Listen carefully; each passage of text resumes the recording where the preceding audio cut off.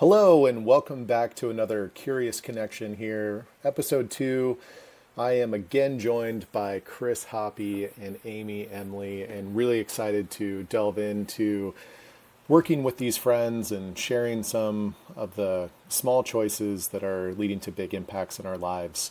And really excited that this dialogue brings together some things around a lot of vulnerability and how new things can be scary and what does it look like to embark on some of those difficult moments in life, and even if it can be something that's good for us, what does that look like? And love that we come up with these quips, and this is one of the reasons why I'm excited to be friends with these two. But small hinges swing doors is something that I'm taking away from this conversation. So excited for you to hop in to see what it's like to go back and forth, and hope you enjoy. It takes me back to the Zoom days or the early Yeah, COVID. Just like I got a little PTSD just now from that you're in being the like trenches. being on a call with Amy, like, oh my God, I don't know what to do, Amy. Sound, the sound. We perfected sound, mics, All the uh, things. curating spaces for people. Yeah, yeah, man. Mhm. I feel like that was like a lifetime ago. It really feels that way. It was 5 years. Yeah, Years. yeah. Think about how much life has changed. Taking that out, think about how much life has completely changed for every one of us on this call in those 5 years. Yeah, It's so bizarre. it's crazy. I had a throwback to that this week. I was talking with Quinn, who's my youngest, and they're 13 now. So that would have been, they were 8, right? Like I think we were elementary school, but it's when things were going down with my divorce. And so I was in the divorce fort. So I had made like a paper wall with PVC and like photo paper to like wall off the playroom. And it was so fascinating getting Quinn's perspective on that. It's like, remember, like you put up that weird like wall, and that's like where your office and like stuff was. And then you ended up like sleeping in there. And I was just like, man, you like knew what was going on, but you just like still 5 years just have no clue what was going down with that. But it was just like hilarious. It was like, they're like, that was great. And I was like, it objectively wasn't, but I'm glad that you had that perception. Like, That's so just like fantastic, Dad. a weird like throwback. And it was also cool to have that perception of growth and just that snapshot. And then also, not that it was easy for them at all, but what I found to be some of the most difficult parts, just totally, oh, dad had this cool thing. Like dad was creative and had this paper wall, like to have space, and didn't really understand wwhy. It's awesome. Yeah, they don't see that impact to what it means to sleep in a different space, right? Yep. Because Yep. they sleep in different spaces, and it would be nothing to sleep on the couch. Like it doesn't carry the same weight at that age. Yeah. And I don't think they were totally aloof, but didn't pick up on like those pieces. It'll be interesting to have those conversations again like 10 years from now. But right now, 13-year-old just still like, oh, that was cool. Let's hope that we don't bring any of that up in 10 years, because then you're good. Otherwise, you'll be in like a therapy office. uh, I think some of it is just going to be comical. And I'm sure you guys have experienced or had those types of memories too with your parents, right? Where you're just like, oh man, that was fascinating. And I didn't pick up on that at all. But now I'm an adult and I understand like what that means. And that's wild, Dad. Crazy. What was that like? So the conversation just changes with per age and maturity. And so all that to say is cool to see also the growth of I would welcome that conversation with them, Yeah. like at any point moving forward, but also hope that it's not as traumatizing as I thought it was going to be for them. Like there was a little bit of hope, but I also know that I'm sure that there will be longer impacts of that, but just funny. I think it's so interesting because I would have thought the same thing going through that. Like, man, this is gonna be so traumatizing for them because I mean, they're your kids, so you're Yeah. automatically think, oh, this is gonna disrupt everything. Like, cool, dad was in a fort. Like, like that's the takeaway, and it just shows you're perception is your perception. We have no idea what anybody else's experience is around us, even in your household. You have a good idea. And to your point, that may, as they mature, they may realize different things, and that may be a different conversation. But just, I don't know, like your attitude toward being open to what it is at that age, like it'd be like, oh, 13, this is rad. At 16, like, okay, you're a little angry. Okay, understandable. Like, Right. you understand what's happening. Like, as you get to your 30, you're like, Dad, how did you do that? Just like, Yeah. well, let me tell you, son. Like, it's just like, it's really interesting to see that, like, with the growth possibility with your kids. Like, it's especially because you're on the other side of it now. I think it's a little easier to talk about it, but that's so insane, man. Yeah. I think that like nugget of like would be fun conversation to dial down into how we think we completely understand or know someone because we are in the vicinity of them all the time, or even just with us, right? How many things do we like not withhold like intentionally, but like you, I don't know if that makes sense to y'all, but it's like that thing of like you really think you know someone because you have this either family or friend relationship with them, but there's a whole world inside of them that like is not exposed to you unless they've chosen to go and show you every single part of themselves, which is really rare. I don't know if that actually ever happens. Yeah. Yeah. I hope that my whole self is out there, but I know it's in different people's Yeah. experiences. Does that make sense? I hope that I have enough community that I am able to go to places for different parts. And I'm trying to not have it be that dispersed. But I hope that I've at least got it dispersed because there was a time in my life where it wasn't. If Yeah. that makes sense. Like I've intentionally curated, and you two are a great example of this, where it's just like, ooh, there's a connection and a vulnerability that came very naturally and in different circumstances. And so it's, okay, where has that sparked other things? And where am I able to make sure that my whole self is out in the world? And how can I get more confident to get more out there? Because it used to be real lonely inside of Trevon's brain and body. So that's interesting.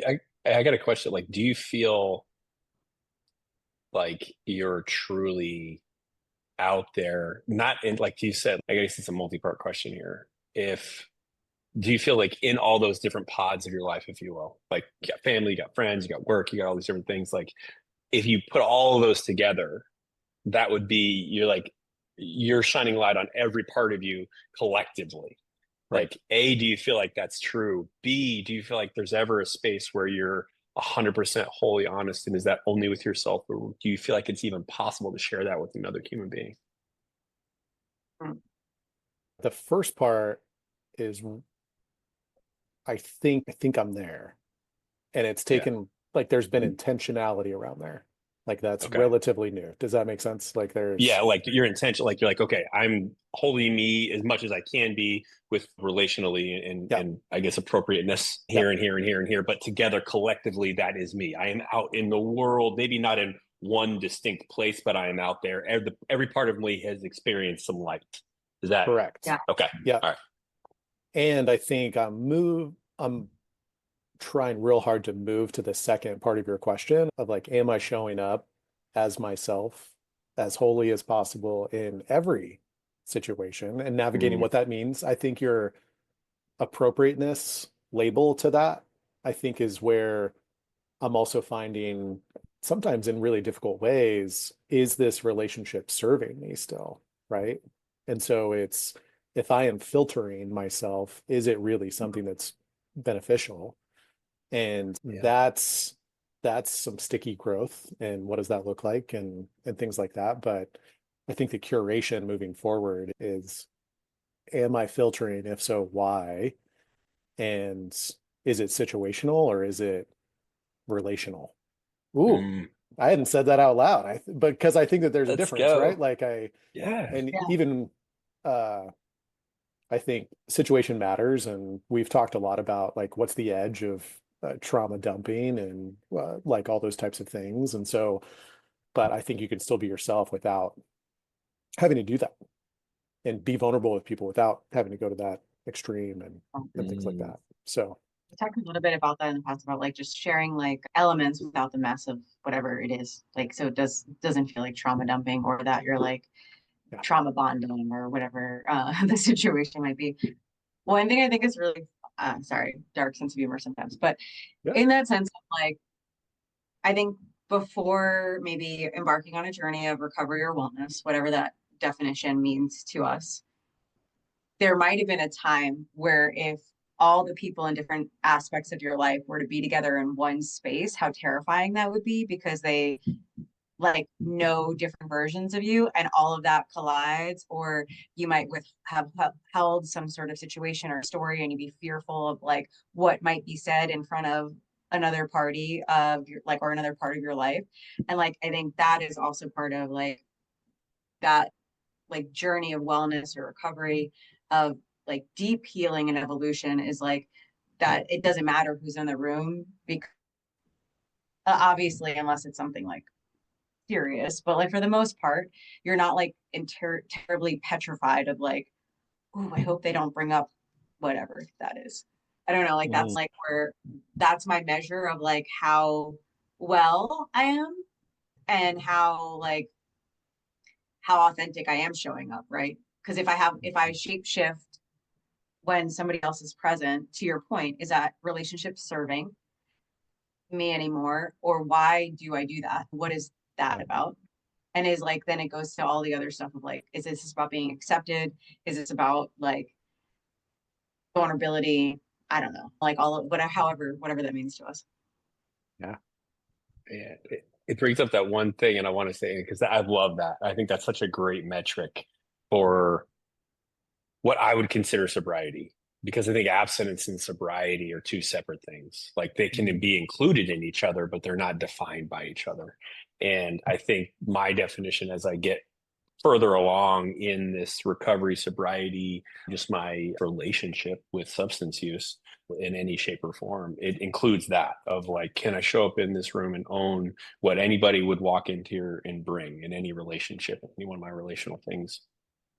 And man, there was, I don't know, there was something that you said the last time we talked that made me think about that, Amy, and I can't remember what it said. I think Maybe we were talking about like, and not to go down that rabbit hole entirely, but like we were talking about the ability to like be so okay with ourselves that if we were to experience judgment or criticism based on our individual recovery path, even though it may not align with the broader scope of the space that we were in, that we need to own that and be okay if that's not well received, or if that person changes their opinion on us or no longer feels like our recovery path is valid because it doesn't align with that particular community, right? So it's ours, and we have to be so okay with that it doesn't shake it or hide it, whatever. And if that's what you're referring to, I think that's what we were kind of going. 100%. Yeah, because and that's the way that feels like. And I think it's easy for me to put recovery of sobriety in a different category, but in reality, like Trevon, you were speaking of, it's one of the buckets. It's just a relationship. It's just another relationship. It's a relationship with a group, a substance, a thing. Myself in reality is more of what it's a relationship with, and which I think is rad, because I think in any moment, in any one of those things, the question isn't, are there all those people going to be, are going to be able to, are they judging me? Am I going to be comfortable with them knowing all the things? It's, am I going to be comfortable? Like, can I stay present and show up in the room and be truthful about who I am, regardless of all these things? And I think that's the work. I think that's what's pretty cool about it. It's interesting because it's almost like parenting, like reparenting in a sense. Like, or if you think about whatever age it became normal to hide parts of ourselves or not share all of that, right? It's like whoever you needed to show up in the room to like advocate for you or like accept that part of you. Somewhere we were taught to like dim that part of. And then so now you're like calling on that like higher self, or like the adult that you needed in the space to be like present for when that is questioned. Oof. Oof. Yep. Yep. Yep. That's the work. So if that's the case, there's also these moments in time where I think that we get to redefine. I think a new career sometimes allows us to maybe have some confidence to reevaluate some of those things, even if it's fleeting, right? Like I think if you haven't done the work, it's easy to backslide into who you were. Like a change in anything isn't going to stay that way unless you've done some healing.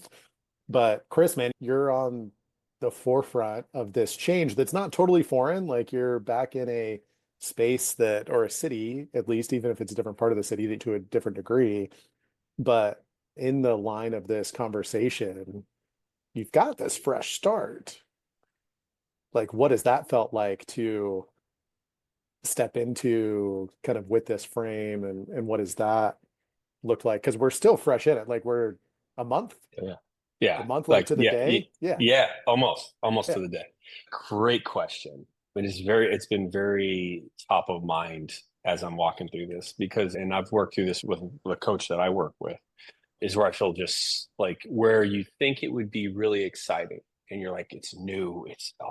It's fucking terrifying because I'm because of the choices that I'm making. And I'll explain that just briefly is you get in a situation like this and where everything's essentially new and it's exciting and you're 40 and you get this, you're living by yourself and you're doing all the things, your career, you're moving those paths. And I'm untelling the story, but really what I stepped into through this whole process over the last couple of years of what I'll label as quote unquote healing or whatever you want to call it, or awakening, or the next stage of my sobriety, or just fucking life, whatever you want to call it, is understanding. And I think the real piece that's stuck for me over the last few weeks, or I guess the last couple of months, has been the idea of being a thermostat or a thermometer. And, I've seen it on Instagram several times and it comes back up and it's hit me in my life. And I've referenced myself from a point of really being proud of the fact that I'm a chameleon in a sense that I can be whatever you need me to be. And I know, Amy, we've talked about this, I think, Trevon, we have too, of like, that's what I've labeled myself as over the years. And to your point, Amy, at some point, it became advantageous for me to put away who I really am and become who I needed to be to survive in life. And that's exactly what I did. But I think I didn't realize the extent of it. I think my sobriety journey 15 years ago, starting that, or almost 20 years ago now, started that in understanding that I put up a lot of walls and I use a lot of distractions and things and to mask what I'm really feeling and who I really am. But up until this last year, having substances behind me in a sense of looking at that and understanding that distraction in my life, and then now stepping into removing essentially what I used as another crutch, which was CrossFit and a coaching career, and removing that from my life. And then now removing the longest standing relationship in my life and getting a divorce. There's nowhere left to stand. And it's a really cool place, but at the same time, I'm constantly confronted with the fact that I don't know where to go because I don't have a frame of reference anymore.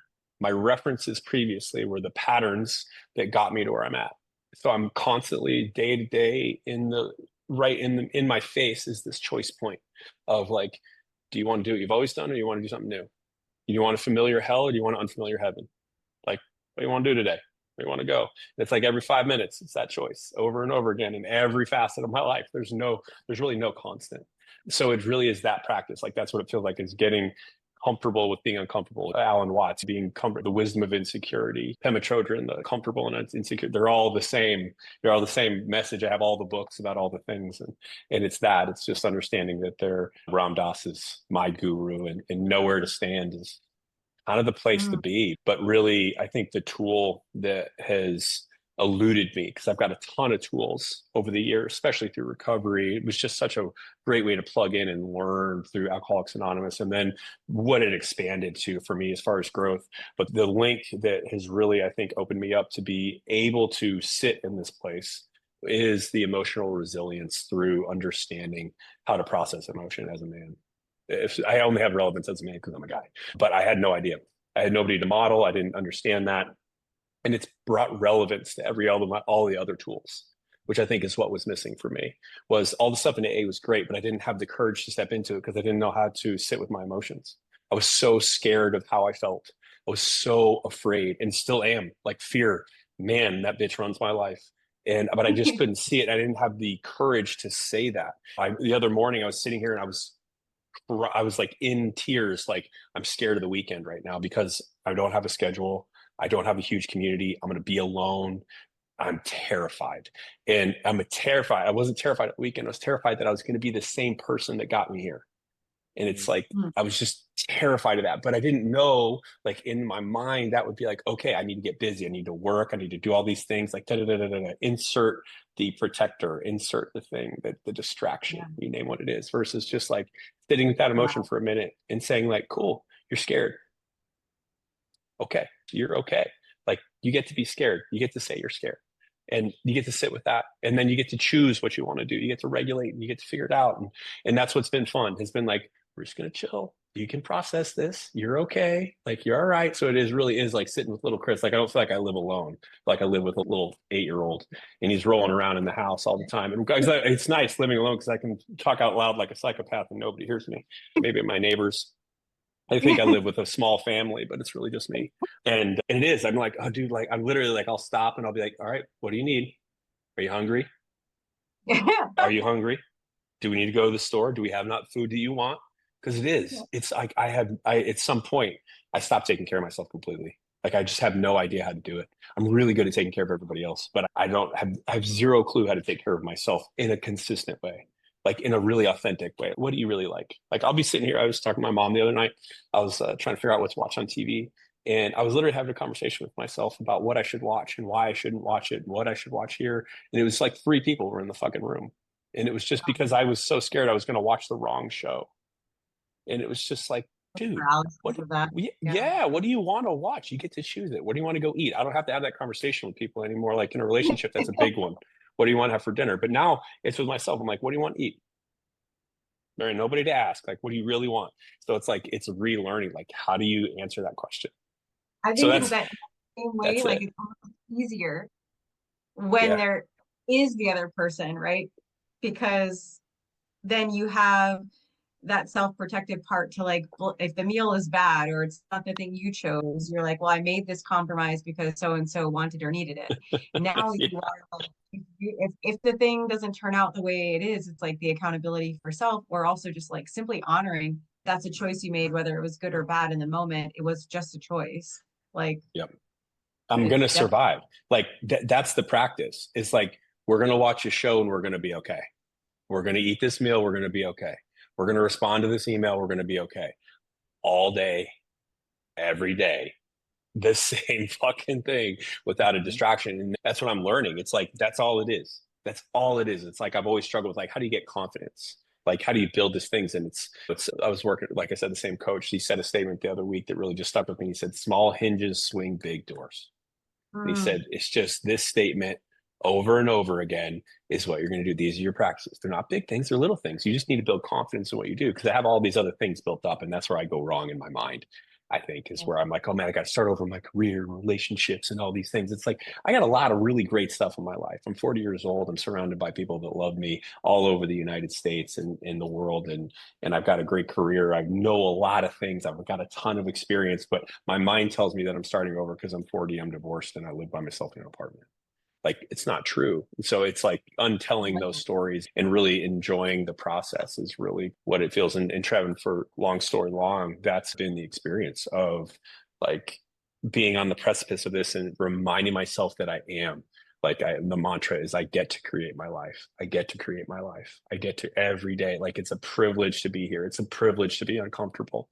It's a privilege to have free time. It's a privilege to be able to be alone over and over again. And I've got to rewrite that story because I've got 40 years of script that I feel like has been written for me. And now I'm on the other side of this and I get to be the author moving forward, but it's not going to just happen. I have to create it. And I have every minute of every day, my energy, my vibe, the music I choose, all of it is an opportunity to create the person I want. And that's the practice, which is really cool and scary. so it gets to be both. Yeah. I think that sometimes the challenge of being so self-aware of those little, what did he say? The small hinges. What was the small hinges swing big doors? Yeah, like I think it's just because we know that those little choices that we make every day create wherever we were, wherever we ended up, or what we Yeah. perceived to be a lesson or a negative or a positive in our lives. So that's why like making those small decisions feels paralyzing. But there's also needs to be a space of like just sitting on the couch and putting the TV on without that being like a big decision. Like it's just like giving yourself like one area of your like one little thing where you could just be like, I can release myself of getting it right on the couch or whatever it is. Yeah. Sorry, No, Trevon, I that is, cut you off. No, not at all. I think it's interesting the how many of those moments stack up. And we've talked about like stacks of different things, but like my and Chris, I'm going to give you all the credit. My mantra for this year, like you've given me this idea, and I'm like, okay, what's this thing? So this year is all about small stacks of self-love. And I've got like a quarterly kind of like focus to not like be super overwhelmed with what that is. But through all the effort that I put in the 18 months before Moab was like this reflection of me that what a beautiful gift that I can show up in like a grand gesture way for myself. Like as I'm reflecting, it's like, oh my gosh, like this was a grand gesture of love. And it was towards this big thing. And with being hurt a little bit and backsliding from like this physical like peak of for sure like the last 20 years, like without a doubt. And then like not having that and not having that like structure and stuff like that, it was like, oh my gosh. And then this thing, even with the training, there wasn't the consistency. It was like the motivation was I have this big thing. I've got this big thing. And so now it's like, okay, what does a small decision look like? And I was talking with a friend this morning. We were having coffee, and I was like, one of the stacks of love is there was like we went to coffee, like there's cookies and muffins right there. It's like the choice to not do that was like a part of the stack, right? It was like, hey, I know what I'm trying to do.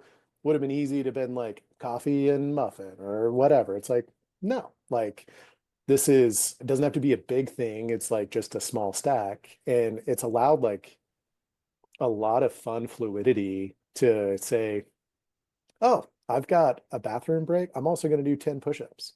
Cool. And so it's just like these little stackable things. So I'm trying to basically curate this little list of, hey, what's a go-to stack? And when I have a moment, it's like, how can I show myself love in this moment? So it might be a gratitude, it might be a quick breath work or something along those lines. It's so hard. But like it's also nice to go back and look at like, oh, like I did stack. Like it wasn't just one thing, like a 10-mile run, like what I was doing before, right? Where it's just like, okay, I spent 2 hours outside and this was awesome. And I did this. It's like, you know what? You made a good choice from one meal to the next. Well done, Trevon. Like, awesome. And it's been so hard to like see that, but it's also been less of the all or nothing that I've gone through already. And so that might be something to help you out. Like you can have lots of hinges, man. There's gonna be you can add those, turns out. It is, man. I love that. I'm just like thinking about it. I've got my other whiteboard in the room and I was working on it the other morning and I got a lot of clarity on it because I looked at it's similar to what you were saying. I looked at what was working in my life. Like, because I have all these open-ended things and it was like, oh, what is working right now? It's like, oh, the consistency there is working. Like, why is that working? And it was like the idea now to put that as like a hinge is important because I identified like 5 or 6 hinges and I was what I would call, and I was like, okay, though that's how we work through that. Like that's a really interesting way to frame that and take some of the enormity of it and take it into like the day to day, which is what's hard. Is like it's like this whole big life thing.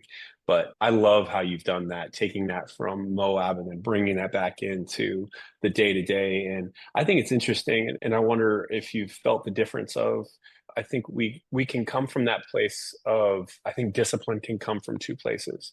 It can come from punishment, it can come from love. Like it can definitely come from 2 places. And I think what you described with a muffin is far more profound than I think a lot of people think. It's like you could have approached the muffin and been like, no fat ass, no muffin for you. Right. Or you can go like, hey, like, no, I'm choosing not to have that muffin today because I care about you, Trev. And that's such a different place, but with the same like general outcome, which is so badass. Like I love how you've reframed that to just like these little shots of self-love rather than this like bootstrap white knuckle discipline that's like so beating down. It's discipline of like learning, which is like learning, like it's that's really cool. Do you feel the difference in that? Like, is that what you're going for with that piece? Yeah, I think it does come down to love, though, right? Yeah. And so Yeah. it's like, hey, am I going to love myself into this, or am I going to berate myself into this, or loathe myself into it, like loving or loathing, right? I don't know that I hate, like, there might have been moments where I'm like, oh, Trevor, I hate, like, but I'm trying to get away from that. So loathing also just makes it feel better. Like, do I I love? I'm like. even Go curious, ahead, like, Amy. yeah, how it's like those things then build trust with ourselves, that we trust ourselves to make the decisions and our confidence in ourselves, right? So yeah, it comes from love, but it's like then the anxiety about around every decision, that anxiety starts to lessen because we trust ourselves to do what's right in the moment, regardless of what the decision is in front of us. Like that's the confidence part and the trust part. Like I think, yes, it's rooted in self-love, like you said, Hoppy, versus fear. And because it's rooted in self-love and it's it versus fear, then we trust it more. Like it's like that idea of like you just said, like the internal dialogue being like really negative versus like making the choice out of love.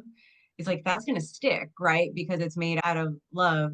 But then that you could always trust yourself and you have the confidence to make those decisions. Like you don't have to spend too much time in it. Like for me, I think that's where it's like where internally, like I feel like again, been fortunate in the last 12 years to have to feel in the beginning I had to make those decisions to stay well, right? Like I needed to work out every morning because I didn't trust who I was without that, right? Like I didn't trust my moods, my behaviors, how I would show up for others, how I would respond to situations, etc. without doing that first, right? There was like this whole thing. But to your point, like both of y'all, is like it also had an element of like you need to do this because otherwise you can't be trusted of how you're going to show up in the world.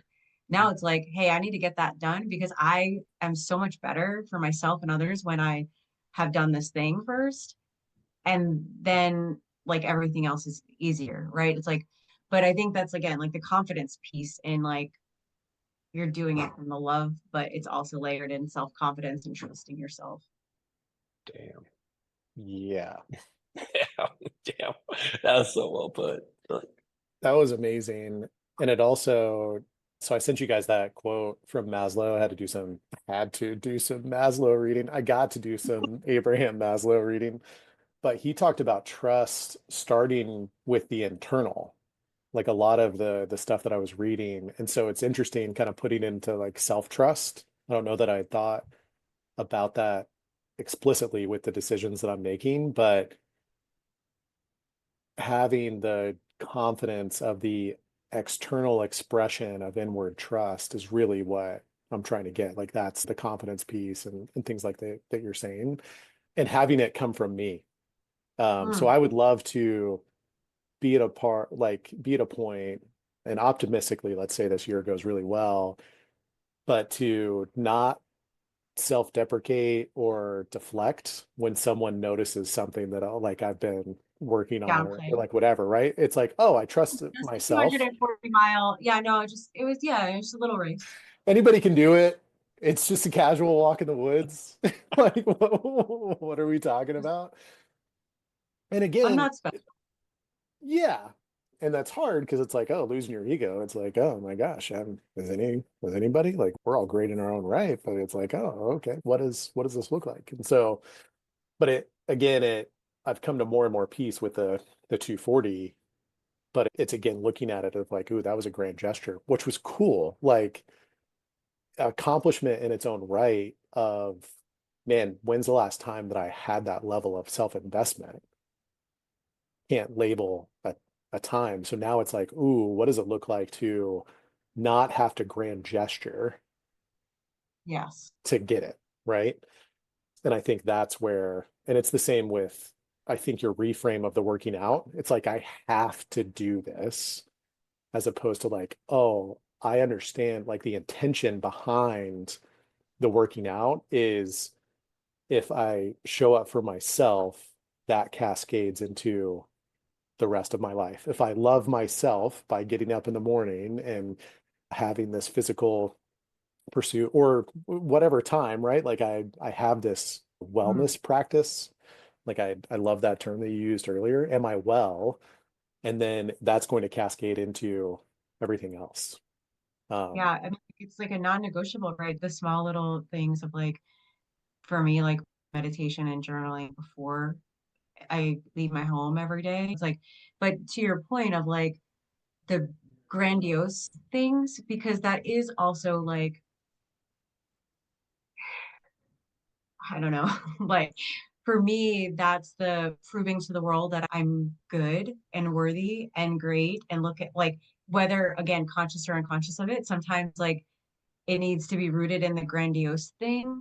And then sometimes the mundane, which is equally as good and equally as fulfilling, doesn't like satisfy that thing. But I mm, also was thinking about like how you mentioned like the confidence and the trust thing. I was just thinking about Hoppy saying that little 8-year-old. It's like otherwise a little 8-year-old's like ordering the food and telling you to stay up late and like whatever. Like I don't know. But yeah, the grandiose versus like just the day-to-day stuff. Mm. the I, 8-year-old I, concept is wild to me because I agree, like leaving decisions up to the 8-year-olds could get out of hand really quick, right? But also by loving that 8-year-old, I can only imagine, and this might be an exercise, Hoppy, as you're talking out loud. How stoked would 8-year-old you be with where you are right now in life? Like what you're capable of, the connections that you have, like all of those types of things. Like what a cool reflection or discussion to have with that person. And the hard part is it's true, but it's also not what that 8-year-old had in mind, right? oh But yeah. it also is this, I, and this isn't a unique exercise, but hell, even 18-year-old Trevon would be like, you've done what? And you're doing what right now? And I still am like, hey, I didn't get a cookie or a muffin today. Yeah. Coffee. Love you. We're doing we're uh, doing great. that's such a good call out, dude. And it is like it's coming down. And I think I love what you guys have just talked about. I think because I think trust and confidence are these really untangible things that we talk about. Like, I wish I just trust you, just gotta trust yourself. Like, I just need self-confidence. Like that shit is built. And a lot of people don't tell you, like, how do you build it? Like, where the fuck did we learn that in class? Like, I know how to do the Pythagorean theorem, but fuck if I know how to build confidence. Like not dog. We don't need to go down that rabbit hole. But like that's another day. But like the things that I'm understanding, like what I talked to earlier, was just around the discernment and that I get to create my values. And we've talked about this, Trevin, of like I get to, but I have to bring little Chris or insert internal family systems, insert shadow. I get to bring all of me, like you were talking about, even to go full circle here, like to bring all those components. I get to bring all of that into the conversation. Is the task, like is what the work is. Like bring it all in. What's everybody have to say? Okay, I'm choosing this and here's why. Great. Okay, you guys can go hang out. I'm going to keep moving forward. And like doing that faster. Like it's like learning to bring that into the picture. And to your point, Amy, like getting to be able to like not have a 30-minute fucking conversation with everybody in the room about what we're going to watch on TV. Like, no, man, I'm gonna watch the show because I want to watch the show. Get out of here. Like, I get to learn to navigate that and faster, and that's where that trust and confidence comes from. And sometimes it starts with the discipline piece, like you said, in a really like I loved how you said that because I think it's so true. As far as like at the beginning of my sobriety journey, I needed to go to a meeting every day. I needed to meditate. I needed those things because they weren't inherent. They weren't things I did all the time. I hadn't built up the practice of discernment and the practice of being able to walk through that. I was really new. But I think and then I'm to this point now where I can do a little bit better with those things. But I think the gap that I find, and and I don't know, I've seen it in a lot of people, is where, and I think this is where dogma comes from, is we don't bridge the gap between I have to and I choose to. Hmm. Like that gap is where like you sit in this dogmatic thing and you become identified with what you have to do to stay okay. Because that's exactly how I felt. If I don't go to a meeting every day, if I don't read this passage every day, if I don't say this prayer every day, if I don't reach out to 6 people every day, if I don't do these things every day, I'm going to die. Like, and I was like, That's I'm the thing. sober. I'm sober, but that's no way to live. Like, I want to do other shit, man. But No, so it for was like, but I didn't know how to, I didn't know how to bridge that gap to like, hey, I'm choosing these things from that place, like you talked about, Trevon and Amy, about love, and I'm choosing that place of love from that place. But I think that's what's interesting. That's what I was thinking about as you guys were talking, was like that gap is where people go to die, of like learning that it's more about coming from that self-love of like, this is how we get started, but here's how we transition into a sustainable practice. Like, here's how we move this along. Like, you don't have to identify with that. I don't know. That's just what came to mind when you guys were talking. That agency of like you get to choose, you're choosing, right? You're not doing it because of some external circumstance. And Exactly. then I think like when they're set up in the beginning, a more of a have to because of like the need for it or whatever. I think where the gap gets bridged for some, or my own experience is like I've seen by making that decision over and over again, Yeah. how great my life has become, how like again, not that it's like I'm free of anxiety or fear or anything, but like how much that turns faster, right? Because of the benefits of these daily practices that may have started out of a necessity, but now they're a choice because of what they've been providing in the life, right? So the muffin example, it's like you make that choice over and over again and you start, your energy starts to go well. Or if you're a person that has like some sort of like glucose or health issue and that starts to improve because of these choices you've made, like again, building trust within self, but you're also seeing the fruits of that labor of making those decisions over and over again, right? Like, I don't know. Like, I think that is where for some people, like hopefully that bridge happens organically and out of again love or whatever it is. Yep. It reminds me, this is my favorite quote, and I wish I knew where he said it because it's not in a book, but a Viktor Frankl quote of between stimulus and response, there is a space, and in that space is the freedom to choose. Mm. And I'm gonna figure out a way to like represent that in And a the and tattoo. searching for meaning. I don't think it's in there. Okay, we'll have to fact check that. I'm just Yeah, kidding. I've Googled the quote and like tried to find like exactly where it was because I wanted to reference it. And the closest I came is like Stephen Covey also tried to find where it was. Maybe with AI we can find it today, but absolutely in this space of freedom is the understanding of yourself. And I think we've all had examples of where we felt like we didn't have that freedom. It is a must. I must work out. I must do this. And to have like the space to say, ooh, I get to choose here and I'm choosing to do this. And where I'm finding is it doesn't have to be all or nothing. So it's not like, ooh, I get to do this idealistic, perfect thing or the perfect workout or whatever the case may be. And if it's not that, I'm going to set this bridge on fire and I'm just going to go tank and do whatever and eat like an asshole or like whatever the case may be. And so I think it's fun to see in all of our own different spaces where we're navigating that like tension between stimulus and response. What do we do with it and why? Super cool. It is in Man Searching for Meaning. That's what ChatGPT just told me. What page?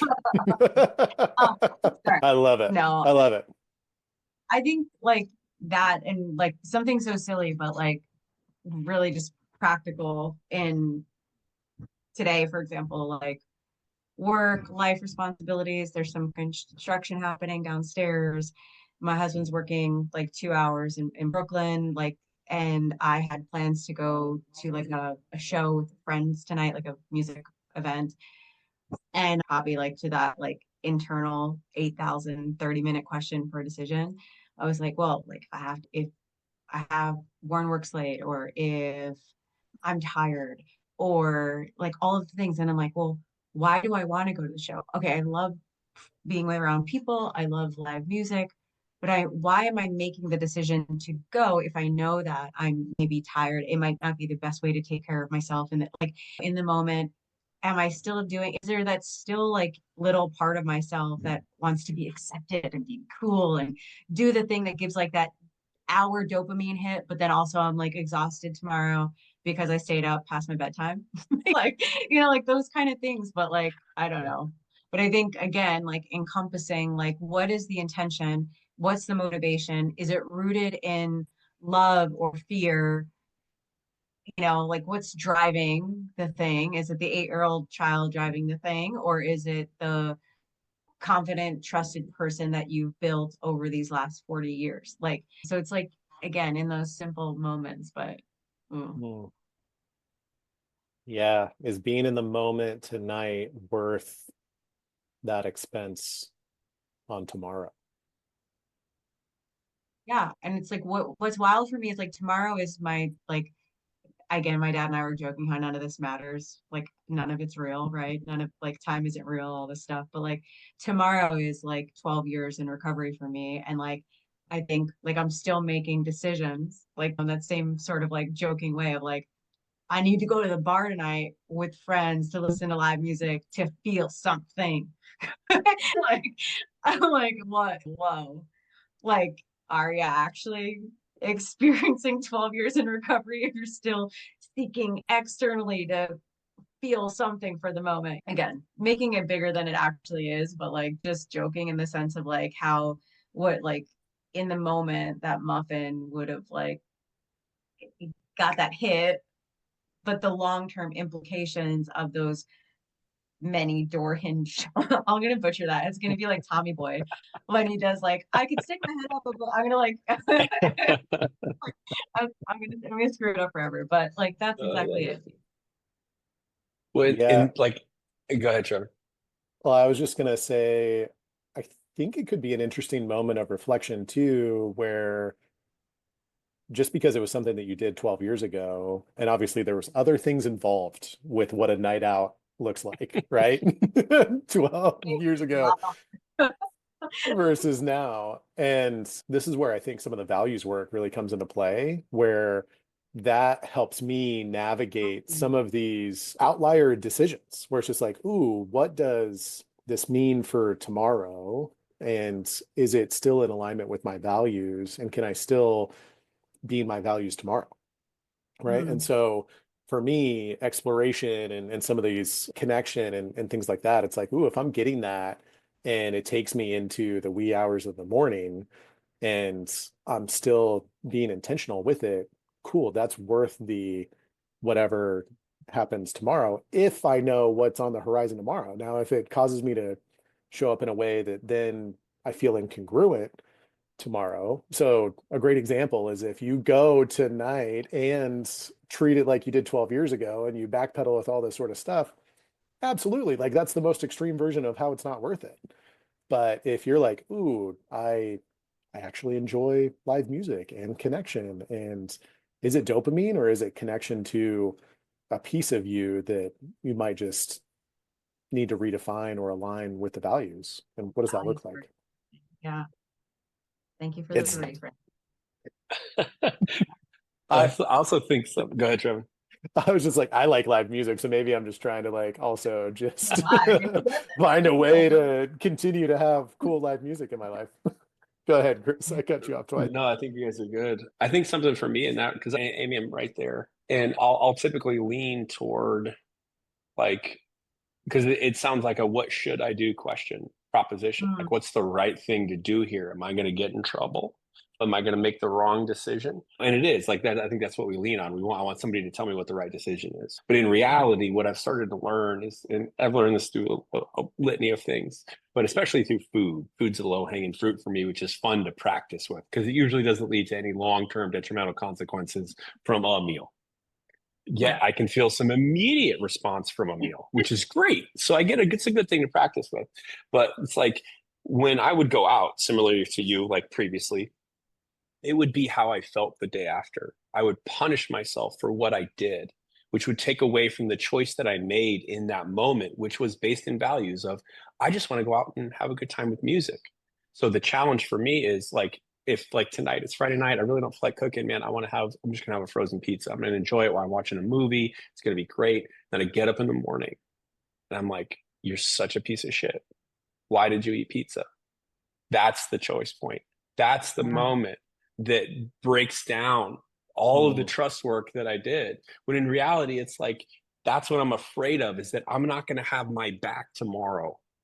Like, I'm not afraid of going out tonight. I'm afraid of my ass waiting for a bat when I wake up and beating the shit out of me tomorrow morning for what I did yesterday. Cause that's my pattern. Like that's how I pull myself out of the present. You know what I mean? And that's what I've started to notice with some of those bigger decisions is like, I need to have my back on this tomorrow and be like, I understand why I'm doing this. I know I'm going to be tired. It's okay. You're a fucking 40-year-old man. You can have a piece of pizza. You might have a tummy ache. You're going to be okay, big guy. We're going to get up and go to the fucking gym and you're going to have a good day. You know what I mean? But it is like, it's that punishment from the day after that where I lose the love and had the courage to have it in the moment. And then I lose the trust the day after. Ooh. Yeah. Oh, so good. Like not good at all, but I'm just kidding. No. Yeah. Like, yeah, I think like that is it, right? Like there's so much in that because somewhere along the lines that internal narrative was needed or was the way in which you received love. Yep. Somewhere those wires got a little crossed. It doesn't matter where it came from, right? We don't have to unpack that unless you ever feel a need to unpack that. But like you're like, okay, this part of me does not need to be here anymore. Thank you. Good. Yeah. And done. Yeah. I think Bourdain talks about that, right? Like the armor that served us is no longer serving us. Yeah. There's internal family systems too. Yeah. And where and how to shake those. Gosh. Hoppe, I love your test though of the meal, right? And Amy, I'm sure you have like your example. This tonight is an outlier, but you've also, I know you because you make jokes about being old. And it's just like, oh, I'm an old lady now. Sounds like great Friday night. I'm just kidding. Well, and but it's like you've also made so many different decisions this week than you would have 12 years ago. You know what I mean? Like there's so many things, and we're talking about a Friday night as opposed to what did the last week look like? Yeah, I also think like it's definitely not about like the party. It's like not relative to any of that stuff. It's more just like, hey, I like to be in bed by like 9:30. That feels great for me. I love it in there. It's the best place in the world. like it's like my happy zone. And the fact that like we're talking about values, like I don't know what's better. But I also think like too when you're talking about like the things that we like, not to toxic positivity ourselves either, right? Because I think there's an edge there where you're just trying to make yourself feel something that you don't actually feel, like to beat yourself into submission in that sort of way, right? Like, but when you were talking about just like the things that we get to do today, or how Hoppe's 8-year-old version of himself might be like, man, I turned out pretty awesome. Like that kind of like really cool part of self. Like it's interesting in the moment of how we can hold ourselves in like this internal prison of like negative thought or victim or whatever the like murkiness of that is. Like even just like I was painting my house last weekend, and in a moment I was like just you're in the moment, you're like, oh, like I got to do this part, and you're like focused on what's next, and you're like just like on the floor just doing it, and you're like like in that, and then you're like, wait, hold up, 13 years ago did you ever think you would own a home? Like this is rad. You get to paint, like Hoppe, what you're experiencing, like you get to create your space, like you're like, hold up, this is actually really cool. This is not a burden. And you actually have money where you like, if you run out of paint, you get to go to the store and it doesn't throw your whole fucking life upside down because you didn't budget for the $100 or something. Like, shut the fuck up. Like, but again, not to toxic positivity it, but more so to like pull yourself out of the conditioning of the whatever that is. Yeah. I love that, just that term, pulling it out of conditioning. Like I love the difference between, because there is that line, that edge. I'm so glad you call that. And then you can go, Trev, is just that piece of like that edge of toxic positivity. But it's like, no, I'm pulling myself out of the conditioning. Like there's this, it's like that gratitude practice of like, hey, what's really here? Or like reframing reality. Like, whoa, bring it in. Like what's really here? Not, I get to have the stories there. Like, it's cool. Like, that's great. But there's also this other part of it this is real right now, which I think I love that. That's great, Amy. Yeah. No, I'm here for that. And I've got a visceral reaction to toxic positivity because I am naturally a positive person, and I've been accused of toxic positivity, probably rightfully so, to be honest. Like I've had to unpack what that means for myself at the same time. But I just love like the reframe of also just, oh man, I am doing things and there is a level of security and growth and safety that didn't always exist. And so when we talk about trust and things like that, it's, hey, on net, we're doing cool things. It's, again, I think, how can we increase our awareness of some of those smaller things to build the trust in ourselves? So all parts of ourselves can be there, be alive for it. Yes. I am going to have to leave soon, but I've also got to hit. Yep. All day long. Well, I'm glad we were able to pull this together so quickly. I was shocked at what this is, but always a pleasure to have you guys and to speak and just to be with you. So happy to have you in my life. It was fun, as always. I think it's easier too. I'm an hour closer to you guys, so it's less of this like 2 hour gap. It's like, was it like Friday at like two like in the afternoon? I'm great. I'm like, that's like Friday at like 9 a.m. I'm like, that is not going to work. You know what I mean? Now it's like, all right, we're an hour apart. Like we can handle that. That's good. So yeah, I'd like to keep this really consistent. Like I get a lot out of this, like a lot. Like this is just such a good place to just show up. And like I love coming into it without an agenda and just letting it roll and seeing what happens and what we get into, because it is one of those compartments like you were talking about, Trevon, where it's like this is a circle where I get to show a lot of myself and have a lot of courage and get a lot of reflection in a really cool way. So I love that, like the ability just like exposing it, right? Like here's all of the stuff, weird shit I'm thinking about, like that, like I don't feel judged for, or like it's this space where you're also thinking about some weird shit too. So like, let's go. Real. Yeah. I love it. Well, friends, let me know the next time. This is great. So text around, we'll figure it out. Yeah. Done. So thanks for joining us again for this episode. I hope you enjoyed it as much as I did connecting with these two. If you want to get connected with me or get in touch with anybody who's on this show, you can find me on CuriousPursuits.com. That's got all the content for what I've got going on and ways to get in contact with me. Hopefully you'll stick around for future episodes. Thank you so much.